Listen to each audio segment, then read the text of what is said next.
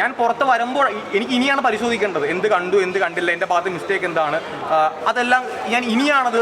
പിന്നെ ഒരു കാര്യം പറയാം, ഇപ്പം എൻ്റെ നന്ദൂട്ടൻ സായി ഞാൻ അവിടെ വെച്ച് ഞാൻ പറഞ്ഞിട്ടുണ്ടായിരുന്നു, അതെൻ്റെ ഒരു ബ്രദറാണ്, എൻ്റെ സിസ്റ്ററാണ്. അതൊരിക്കലും ബിഗ് ബോസിൽ പോയിട്ടൊരു കോംബോ ഉണ്ടാക്കി വോട്ട് അങ്ങനൊന്നും അല്ല എൻ്റെ അർത്ഥം. ഞാൻ നേരത്തെ പറഞ്ഞു, ഒന്നുകൂടെ റിപ്പീറ്റ് ചെയ്യാം.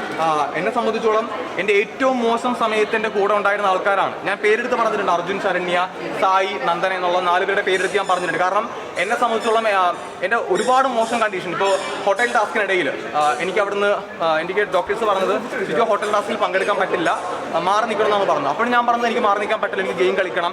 അന്ന് എനിക്ക് 1.5 മണിക്കൂർ തന്നെ ട്രിപ്പ് ഇട്ട് കിടത്തിയിട്ടുണ്ടായിരുന്നു. അതുകൊണ്ടാണ് എനിക്ക് 12 മെഡിസിൻസ് ആണ് യൂസ് ഉണ്ടായിരുന്നത്, ഐ മീൻ ടാബ്ലറ്റ്സ് ആണ് യൂസ് ഉണ്ടായിരുന്നത്. അപ്പം എന്നെ സംബന്ധിച്ചോളം ആ ഒരു മോശം സമയത്ത് എൻ്റെ കൂടെ നിന്ന ആൾക്കാരാണ് അവരൊരിക്കലും ഗെയിമേഴ്സ് ഒന്നും അല്ല. ഇപ്പോൾ ഈ നിൽക്കുന്ന നന്ദൂട്ടനാണ് എന്നെ എല്ലാ ദിവസവും വന്നിട്ട് ചേട്ടാ ഈ മെഡിസിൻ കഴിക്കുക, ഈ വെള്ളം കുടിക്കുക. അപ്പോൾ അത് ഗെയിം അല്ലല്ലോ, അതൊരു നമുക്കൊരു ലൈഫിൻ്റെ ഭാഗമായിട്ട് നമുക്ക് കിട്ടുന്ന കുറച്ച് ആൾക്കാരാണ്. അവരെ നമുക്ക് ഗെയിമേഴ്സായിട്ട് കണ്ട് അല്ലെങ്കിൽ ഓപ്പണൻസ് ആയിട്ട് കണ്ട് മത്സരിക്കാൻ പറ്റില്ല. അത് നമ്മുടെ ഹൃദയത്തോട് ചേർത്ത് പിടിക്കേണ്ട കുറച്ച് കാര്യങ്ങളാണ്. അങ്ങനെ ആ ഹൃദയത്തോട് ചേർത്ത് പിടിച്ച കുറച്ച് ബന്ധങ്ങളാണ്. അല്ലെങ്കിൽ അവരിവിടെ വരേണ്ട ആവശ്യമില്ല. ഇപ്പോൾ സായിബ് മലപ്പുറത്തുനിന്നും അവൾ തൃശ്ശൂരിനൊക്കെ ഇവിടെ വരുന്നുണ്ടെങ്കിൽ ആ ആത്മബന്ധം ഉള്ളതുകൊണ്ടാണ്. അല്ലെങ്കിൽ അവർക്ക് ഇവിടെ വരേണ്ട ആവശ്യമില്ല. എത്ര ആൾക്കാർ കൊച്ചിയിലുണ്ട്. അപ്പോൾ അതിന് ഓട്ടോമാറ്റിക്കലി അവിടെ നടക്കുന്നൊരു ബന്ധമാണ്, അവിടെ ഉണ്ടാകുന്നൊരു ബന്ധമാണ്. ഉണ്ടാക്കപ്പെട്ടതല്ല, അത് ഉണ്ടായി വന്നതാണ്. അതിനുള്ള വാല്യൂ എപ്പോഴും എനിക്ക് ഭയങ്കര ഹൈ ആയിരിക്കും.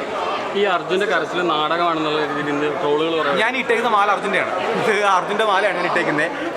എനിക്ക് അകത്തെയും പുറത്തെ കാര്യങ്ങളൊന്നും എനിക്കറിയില്ല.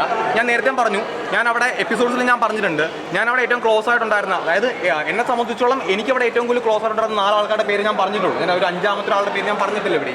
ആ ആൾക്കാരുടെ കൂട്ടത്തിൽ അർജുനുണ്ട്. അപ്പോൾ ഒരാൾ കരയുമ്പോഴത്തേക്കും അയാൾ കള്ളക്കരച്ചിലാണ്, മറ്റാണ് മറിച്ചാണ് പറയുന്നതിനോട് എനിക്ക് പേഴ്സണലി ഒട്ടും അത് ഞാനെന്ന് പറഞ്ഞ വ്യക്തി അങ്ങനെ ഒരിക്കലും പറയില്ല.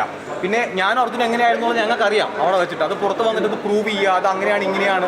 ഒരു സൗഹൃദത്തെ അല്ലെങ്കിൽ ഒരു ബന്ധത്തെ എന്തിനാണ് പ്രൂവ് ചെയ്യാൻ നിൽക്കുന്നത്?